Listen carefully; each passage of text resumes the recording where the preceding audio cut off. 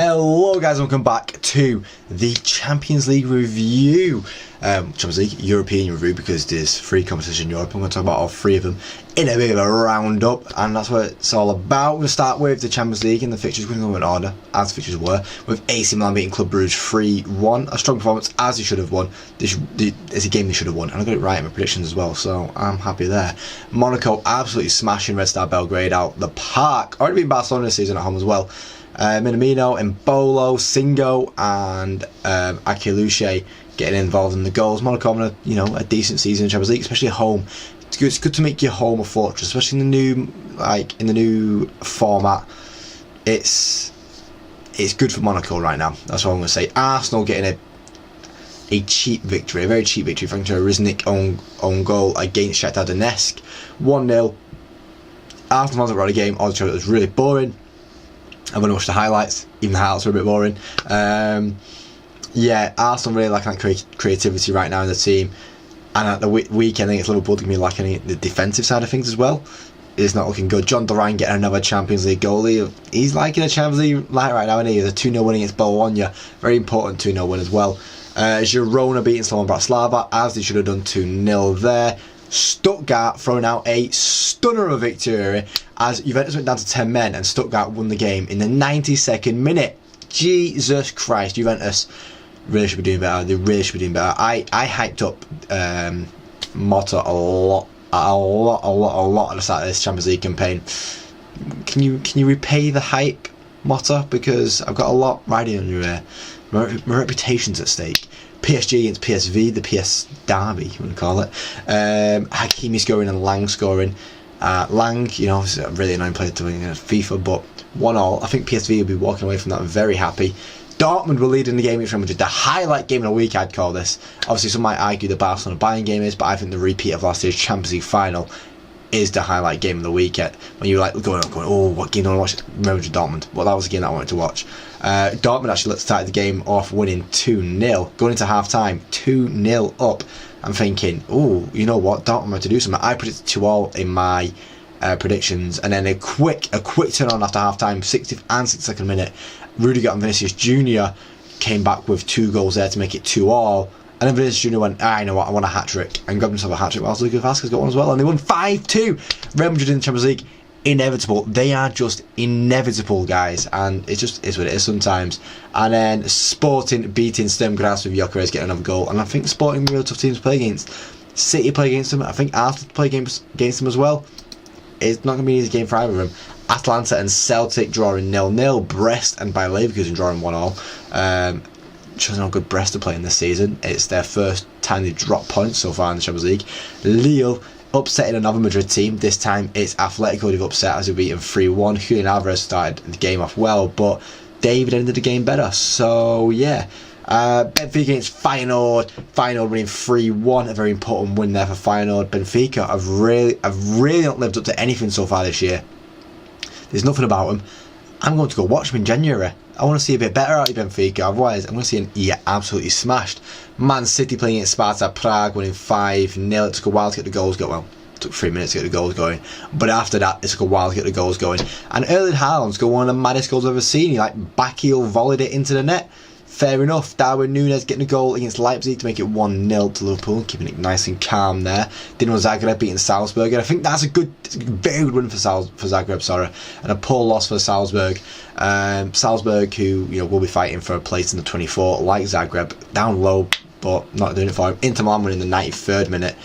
And then the other game that I was talking about, another highlight game in the week, was obviously Barcelona Bayern Munich. 2 European heavyweights going toe to toe. Rafinha opened the goal scoring in the first minute, the quickest goal of the game week, and then Harry Kane getting a goal as well. Why did I pronounce that like he was foreign or something like that? Harry Kane scoring in the 18th minute.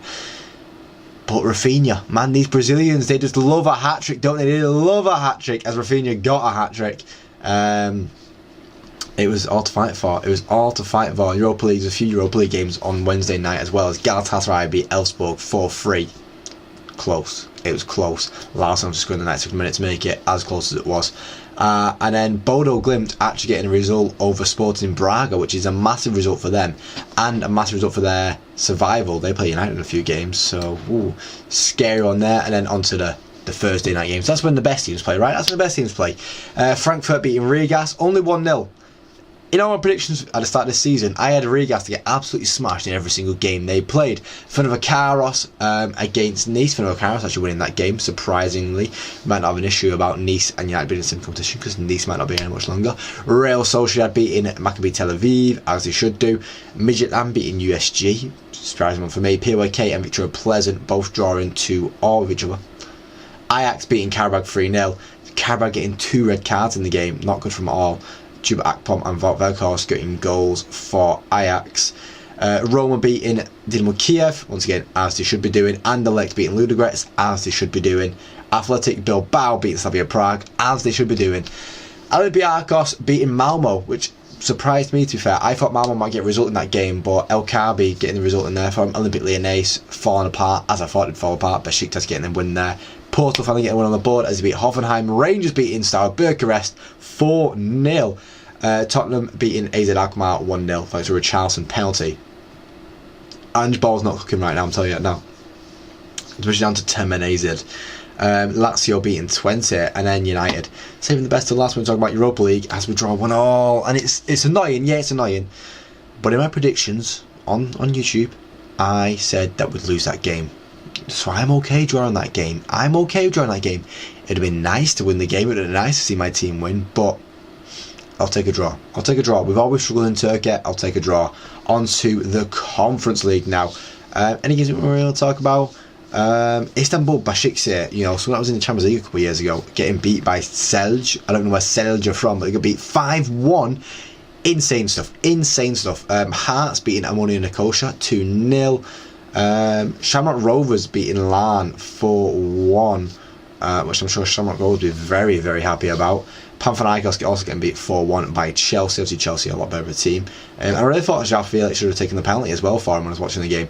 And then Fiorentina beating St Gallen, once again, as they should be doing, 4-2. Fiorentina probably the favourites for the competition this year, in my opinion. That's really the only results I want to talk about. Real Betis drawing with Copenhagen and Heidenheim beating Paphos. It's an interesting week. Let's talk about the tables now. Let's talk about the tables. We'll start with that Europa Conference League. Give me a second. Europa Conference League table. Chelsea obviously topping it, 2 games in. You know, conceded 3 goals still, but you know, scored 4, winning 4-2 and 4-1. Quite a lot of teams still unbeaten. How many teams are actually still unbeaten? A lot. That's all I've got to say. A lot of teams are still unbeaten in the competition. 10, 11 teams are still unbeaten. You know, great teams like Borac Banja Luka unbeaten. Hearts are unbeaten. Jagiellonia Bielostov unbeaten. Yeah, Larn losing both the games.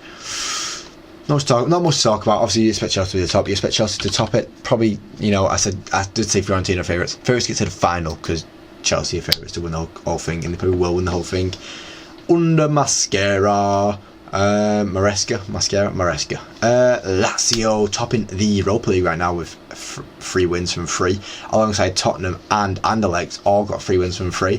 I'm pretty sure some of them teams do cross paths though, so we'll see if that stays unbeaten or do they all get draws against each other.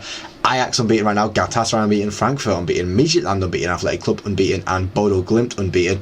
All with 2 wins and a draw, those making up the top 9. Lyon losing their first game today, meaning that they're not still unbeaten. Fenerbahce still unbeaten with a win and 2 draws. Victoria Pleasant still unbeaten with 3 draws. And in United just below him, also with 3 draws, 5 goals conceded, 5 goals scored. Obviously in a 1-1, a 1-1 and a 3-1 against Porto. Not the place I'd want to be so far in this competition. Still got 5 games left. Still got 5 games left to make changes, and we will make plenty of changes. You don't worry about that. Don't worry about it whatsoever. We will see some changes to the team.